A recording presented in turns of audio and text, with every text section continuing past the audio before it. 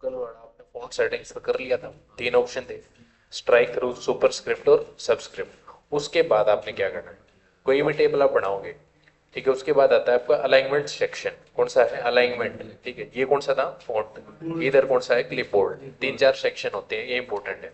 तो अलाइनमेंट में काम करेंगे आज, अलाइनमेंट से फिर नंबर वगैरह ये सारे हैं, ये कवर करेंगे। सबसे पहले अलाइनमेंट के अंदर आपके पास दो तीन तरीके की अलाइनमेंट होती है। अलाइनमेंट का मतलब उसकी पोजीशन, किसी सेल में आप काम कर रहे हो, आप जब भी कोई भी डाटा एंटर करते हैं, जैसे मान लो ABCD मैंने अल्फाबेट एंटर किए, तो ये करंटली सेल की किस जगह पे लिखे हुए हैं, किस साइड लिखे हुए हैं? लेफ्ट में लिखे हुए हैं। तो याद रखना, जो आप अल्फाबेट लिखोगे, लेटर्स लिखोगे, उनकी अलाइनमेंट कौन सी होती है? लेफ्ट अलाइनमेंट होती है। जब आप 1 2 3 4 जब आप न्यूमेरिकल एंटर करोगे, तो इनकी अलाइनमेंट कौन सी होगी? राइट होगी। याद रहेगा। ठीक है, अल्फाबेट की अलाइनमेंट लेफ्ट होगी, न्यूमेरिकल्स की अलाइनमेंट राइट होगी। आप इनकी अलाइनमेंट खुद से भी चेंज कर सकते हो। अलाइनमेंट दो तरीके की होती है, हॉरिजॉन्टल और वर्टिकल।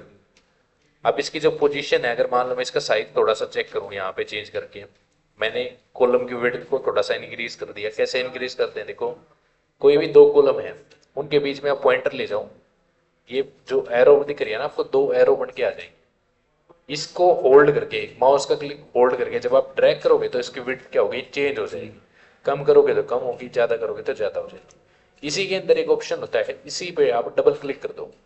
ये जो एफ और जी के बीच में आपको लाइन दिख रही है ना, कॉलम की विड्थ की जो लाइन होती है, इस पे आप डबल क्लिक करोगे तो क्या होगा? ऑटो फिट हो जाएगी। ऑटोमेटिक जितनी इसको रिक्वायरमेंट है उतनी हो जाएगी इसकी विड्थ। तो आपको क्या करना है, डबल क्लिक करोगे तो ऑटो फिट होगी, आपको होल्ड करके थोड़ी सी ज्यादा कर देनी। इसी तरीके से रो की क्या होती है? हाइट होती है। कॉलम की चौड़ाई होगी ना, विड्थ होगी, रो की क्या होगी? हाइट। इसकी हाइट चेंज करनी हो तो आप क्या कर सकते हो, जैसे 9 और 10 लिखा हुआ है, इसके बीच में ले जाओ पॉइंटर, इसको पकड़ के ड्रैग कर दो। ऊपर करोगे तो कम होगी, नीचे करोगे तो ज्यादा हो जाएगी। Common sense. ठीक है, इसका जो सेल का साइज है वो इस तरीके से आप चेंज कर पाओगे, कॉलम की विड्थ और रो की हाइट चेंज करके। अब इसके अंदर देखो, इसकी अलाइनमेंट कौन सी है जो आपने अल्फाबेट लिखे हैं? लेफ्ट में तो है, लेकिन वर्टिकली चेक करो, ये कहाँ है? बॉटम में है। बॉटम में। इसकी अलाइनमेंट होगी बॉटम लेफ्ट। बॉटम में ठीक है, बॉटम लेफ्ट। पहले आप इसकी अलाइनमेंट चेंज कर सकते हो। कैसे?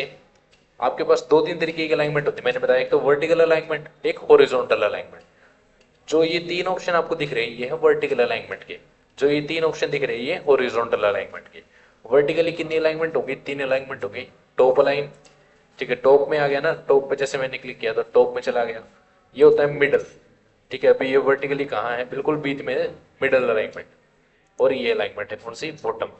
कौन सी अलाइनमेंट पड़ी अपने? वर्टिकल अलाइनमेंट तीन तरीके की है, टॉप, मिडल और बॉटम।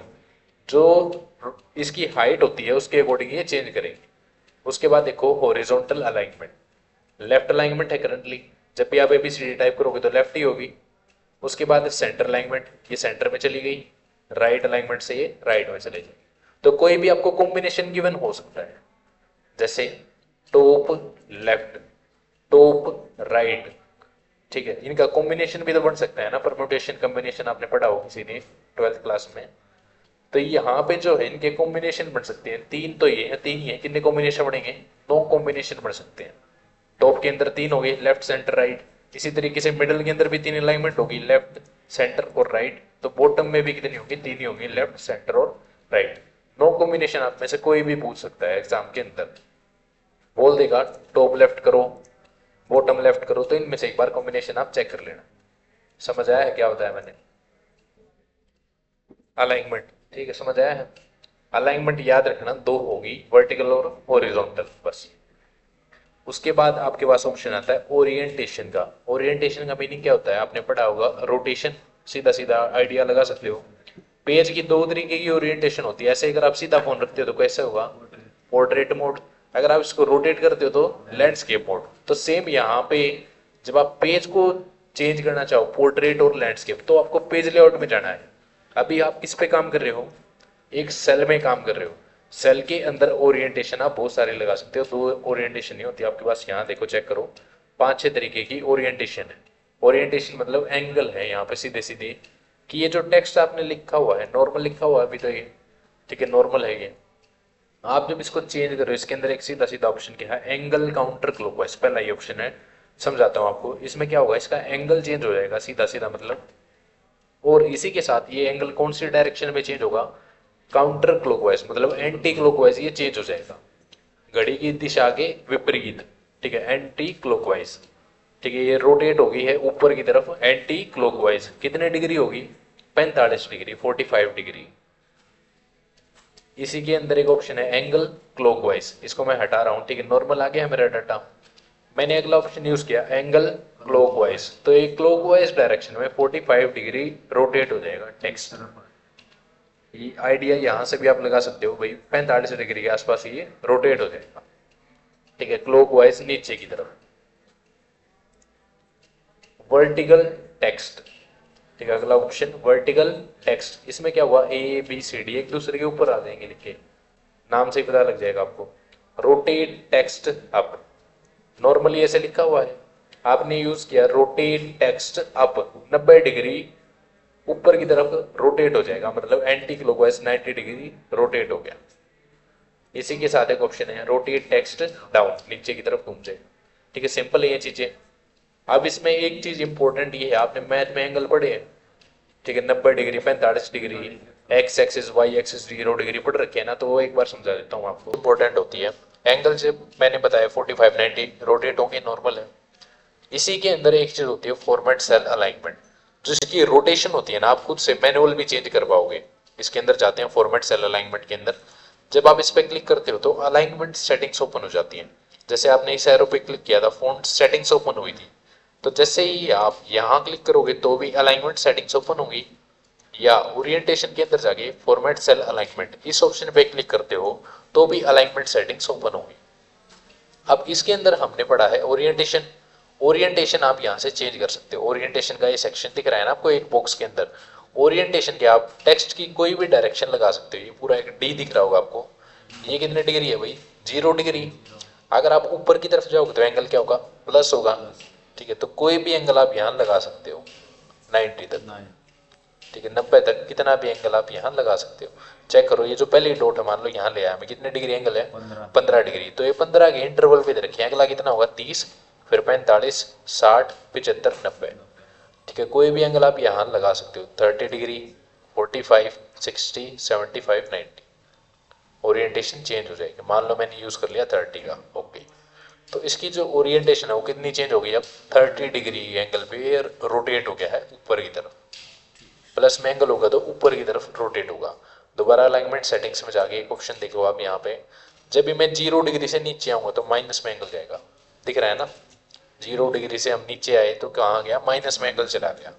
तो जब भी आप रोटेट करोगे इसको डाउन नीचे की तरफ या क्लॉकवाइज, क्लॉकवाइज में क्या होगा, इसका एंगल माइनस हो जाएगा, -15, -30, -45, इस तरीके से। हाँ, एंटी क्लॉकवाइज प्लस होगा, क्योंकि एंटी क्लॉकवाइज ऊपर की तरफ जाओगे तो एंगल प्लस होता है, क्लॉकवाइज आओगे तो नीचे घूमेगा, नीचे की तरफ एंगल माइनस होगा, ठीक है। तो माइनस का एंगल कब होगा, जब आप 0 डिग्री से नीचे की तरफ आओगे, क्लॉकवाइज रोटेशन करोगे तो एंगल माइनस में होगा। 15-15 डिग्री के इंटरवल पे आपको ये डॉट मिल जाएंगी। अगर मान लो आपको कोई और चेंज करना है, जैसे 50 डिग्री, 50 तो यहाँ पे नहीं दिख रहा आपको, तो आप इसके अंदर खुद से एंटर कर सकते हो। माइनस करोगे, माइनस नीचे की तरफ होगा, अगर आप माइनस का साइन हटा के 50 लिखते हो तो ऊपर की तरफ हो जाएगा, 50 डिग्री, ओके, ठीक है। यहाँ पे जो भी आप एंगल लगाना चाहो लगा सकते हो, लगाना है 90 तक ही, 90 से ऊपर भी आप लगा सकते हो, वैसे आपको 90 तक ही काम करना है, +90 और -90 के बीच में, ठीक है। ओरिएंटेशन के अंदर फॉर्मेट सेल अलाइनमेंट, इसमें कोई भी एंगल आप चेंज कर सकते हो, समझ आया है, ठीक है। आगे देखो एक ऑप्शन होता है रैप टेक्स्ट, ये भी देख लो भाई। अब मान लो कहीं कहीं पे आपके पास डाटा ज्यादा हो जाता है, जैसे कोई टेबल है, ये प्रोडक्ट नेम है, ये लिखा हुआ है। अब जो अलग अलग वर्ड्स आप देख रहे हो, प्रोडक्ट और नेम, आप इनको अलग अलग लाइन में भी लिख सकते हो। कैसे, प्रोडक्ट लिखा है, उसी के नीचे आप ये चाह रहे हो कि इसी सेल में जो नेम है वो नीचे लिखा जाए, इसी सेल के अंदर जो नेम है वो नीचे लिखा जाए, तो इस केस में आप रैप टेक्स्ट का यूज कर सकते हो, ठीक है। यूज कर लिया, लेकिन ये आया नहीं, क्यों नहीं आया, क्योंकि इसकी विड्थ जो है, इसकी जो विड्थ है वो थोड़ी सी ज्यादा है। अगर आप विड्थ को कम कर देते हो तो जो नेम हो वो इसके नीचे चला गया। अब इसकी जो हाइट है वो कम है, इसको थोड़ा सा चेंज कर लो, ठीक है, प्रोडक्ट नेम एक दूसरे के नीचे आ जाते हैं। इस ऑप्शन को रैप टेक्स्ट बोला जाता है, याद रखना क्या है, रैप टेक्स्ट। या आप क्या कर सकते हो, इसको लाइन ब्रेक भी कह सकते हो। जैसे आप टाइपिंग करते हो, टाइपिंग में कंटिन्यू लिख रहे हो, आप क्या प्रेस करते हो, एंटर। एंटर से आप अगली लाइन में आ जाते हो ना, तो सेम केस यहाँ पे रैप टेक्स्ट का यूज होगा। जब भी आप कुछ टाइप कर रहे हो, जैसे मैं सेम टाइप करता हूँ प्रोडक्ट नेम, प्रोडक्ट लिखा, अब मेरे को इससे नीचे लिखना है, तो आप नेम लिखोगे, इधर नेम लिख दिया, ठीक है। इसी सेल पे आप क्या यूज करते हो, रैप टेक्स्ट का यूज करते हो। कैसे यूज होगा, इस सेल से एक बार बाहर चले जाओ, वापस इसी सेल पे आ जाओ, सेल सिलेक्ट हो गया, इसके अंदर कर्सर था पहले, ठीक है। कर्सर जब भी एक्टिव होगा तो कोई भी ऑप्शन आप नहीं लगा पाओगे, कर्सर पहले आपको हटाना पड़ेगा, इससे बाहर चले जाओ, एक बार इस सेल से बाहर क्लिक कर दिया, वापस इस पे क्लिक कर लो, सेल करंटली सिलेक्टेड, ये सारे ऑप्शन आप लगा पाओगे। आपने रैप टेक्स्ट पे क्लिक कर दिया, क्या हुआ, प्रोडक्ट के नीचे नेम लिखा आ गया, लाइन ब्रेक होगी। समझ आया, सिंपल ऑप्शन है। इसी का एक शॉर्टकट होता है ओल्ड के साथ एंटर। हाँ, लिख देता हूं मैं ओल्ड, और इसी के साथ आपने दबाना है एंटर। ओल्ड कौन सा, कीबोर्ड से लेफ्ट साइड पर, ठीक है, लेफ्ट वाला ही यूज करोगे। जब भी आपने ओल्ड या कंट्रोल का यूज करना है ना, आप लेफ्ट साइड वाले ही यूज करोगे, कंट्रोल ओल्ड, ठीक है, दोनों ऑप्शन। ओल्ड के साथ ये दबा के आप जब भी एंटर दबाते हो तो क्या होगा, रैप टेक्स्ट का शॉर्टकट यूज हो जाएगा। अब देखो वो यूज कैसे करना है। आपने यहाँ लिखा प्रोडक्ट नेम, कौन से ऑप्शन के साथ, रैप टेक्स्ट पे आपने क्लिक किया था मैनुअली। अभी मैं यूज करता हूँ एक बार दोबारा से इसी को, प्रोडक्ट नेम लिख रखा है। जब आप इसका शॉर्टकट यूज करोगे तो आपको ये ध्यान रखना, आपका कर्सर इस नेम से पहले हो, जो सेकंड वर्ड है उससे जस्ट पहले आपका कर्सर हो, ये याद रखना। उसके बाद आप ओल्ड के साथ एंटर दबा दो, क्या होगा, लाइन ब्रेक हो जाएगी, ठीक है। लाइन ब्रेक करने के लिए आप कौन सा ऑप्शन यूज करते हो, रैप टेक्स्ट। अब इसमें यूज कैसे करना है, जब आप इस पे क्लिक करोगे तो नॉर्मल कहीं भी आप सेल पे सिलेक्ट करो, सेल को सिलेक्ट करो, इस पे क्लिक करो तो रैप टेक्स्ट यूज हो जाएगा। लेकिन जब आपको शॉर्टकट का यूज करना हो ना, शॉर्टकट का जब आपको यूज करना है तो मैंने बताया जो भी वर्ड आपने नीचे लिखना है ना, उससे पहले आप कर्सर लेके आओ। इससे पहले आप कर्सर लेके आए, आपने क्या दबाना है, वोल्ट के साथ एंटर, बोला करो साथ साथ, वोल्ट प्लस एंटर शॉर्टकट होती है, उससे क्या होगा, रैप टेक्स्ट यूज हो जाएगा। कोई और लिख लेते हैं भाई, कुछ भी एक और वर्ड बता दो, जैसे मर्ज एंड सेंटर, अगला ऑप्शन पढ़ोगे आप, मर्ज एंड सेंटर, ठीक है। अब जैसे ये जो सेंटर लिखा हुआ है ना, मेरे को ये सेंटर नीचे लिखना है, तो इनके इस केस में आप क्या कर सकते हो, सेंटर से पहले कर्सर लेके आओ, F2 दबा दिया मैंने, इसके अंदर कर्सर आ गया, सेंटर से पहले आ जाओ, आगे आप ओल्ड के साथ एंटर दबा दो, ये सेंटर नीचे आ जाएगा। कौन सा ऑप्शन यूज कर लिया हमने, रैप टेक्स्ट। अब इसमें देखो एंड भी नीचे आ गया, क्यों आया, क्योंकि जो इसकी सेल की चौड़ाई है, इस पूरे कॉलम की जो विड्थ है वो कम है, थोड़ी सी इसकी विड्थ क्या करो, बढ़ा दो, ठीक है। एंड पहली लाइन में ही है, जो सेंटर लिखा हुआ है वो दूसरी लाइन में, दोनों में एक छोटा सा डिफरेंस होता है। यहाँ पे हमने क्लिक किया था, याद है ना, यहाँ हमने क्लिक किया था, यहाँ हमने शॉर्टकट का यूज किया था ओल्ड प्लस एंटर, दोनों में डिफरेंस है। जब आप इसकी, जिसपे हमने क्लिक करके यूज किया था रैप टेक्स्ट, जब आप इसकी विड्थ को चेंज करोगे तो ये एक ही लाइन में आ जाता है, एक लाइन में आ गया। लेकिन जब हमने शॉर्टकट का यूज किया, ओल्ड के साथ एंटर का यूज किया, अब आप विड्थ को चेंज करते हो तो ये एक लाइन में नहीं आता। दोनों में छोटा सा ही डिफरेंस है, आप कोई भी यूज कर सकते हो, लेकिन जनरली आप शॉर्टकट का यूज करो, ओल्ड प्लस एंटर का ही यूज करो, ठीक है। उसका बेनिफिट ये है, कितनी भी आप विड्थ करते हो या हाइट करते हो तो वो चेंज नहीं होता।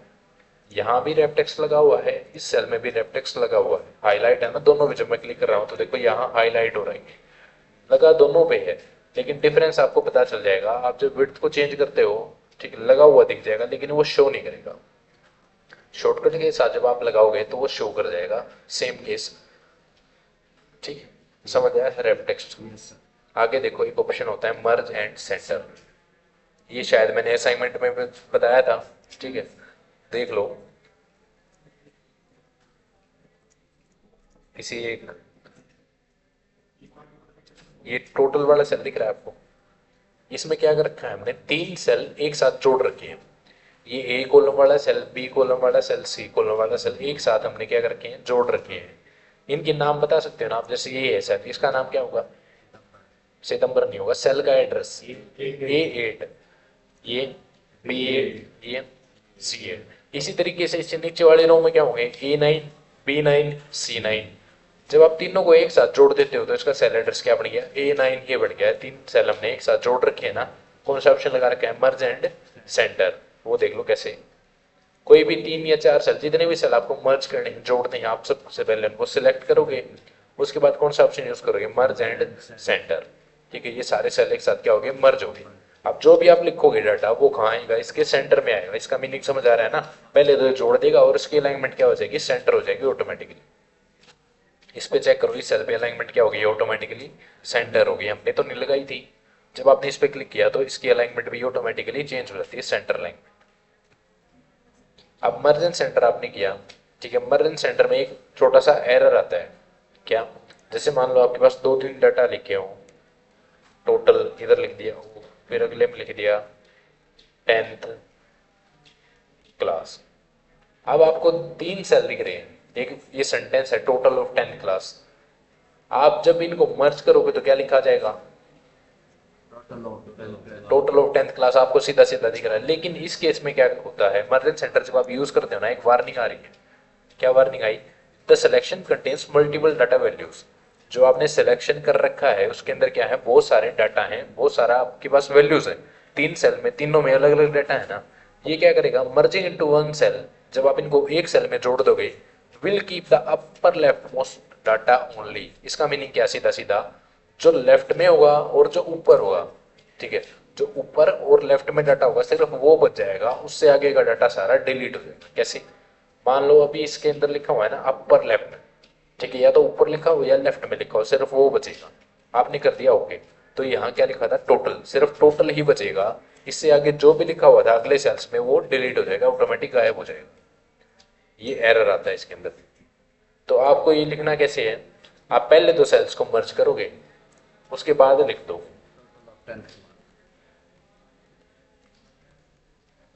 इस तरीके से, ठीक है। लिखने के बाद आप उनको मर्ज नहीं करोगे। अगर मान लो लिखने के बाद आपने मर्ज करना है तो किसी एक सेल में पहले लिखो पूरा सेंटेंस,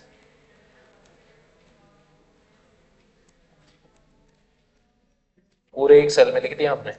आप 3 सेल को सिलेक्ट करो, मर्ज एंड सेंटर, इस केस में आएगा एक, ठीक है, पूरा डाटा इस केस में आएगा। 3 एग्जांपल है समझ में, कौन से ऑप्शन में, मर्ज एंड सेंटर, आया समझ। आगे देखो भाई, 2 ऑप्शन और हैं छोटे छोटे यहाँ पे, इंडेंट, ठीक है, इंक्रीज और डिक्रीज इंडेंट। ये क्या होता है, आप कभी भी टाइपिंग की आपकी बुक देखते होगे, उसके अंदर छोटा सा स्पेस होता है, किसी पैराग्राफ की स्टार्टिंग में आप टैब दबाते हो ना, तो टैब आप जब दबाते हो तो क्या होगा, आधे इंच का स्पेस ऐड हो जाता है किसी भी पैराग्राफ की स्टार्टिंग में। तो उसको क्या बोलते हैं, जो आप टैब दबा के स्पेस ऐड करते हैं ना, उसको बोलते हैं इंडेंट।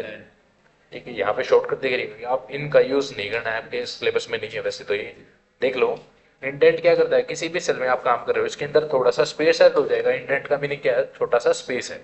जब आप इंक्रीज इंडेंट करोगे ना तो लेफ्ट में थोड़ा सा स्पेस ऐड हो जाएगा, बस सीधा सा मीनिंग है। इंक्रीज इंडेंट, लेफ्ट में स्पेस ऐड हो गया, ठीक है। डिक्रीज, स्पेस कम हो जाएगा, लेफ्ट साइड में ही यूज होगा।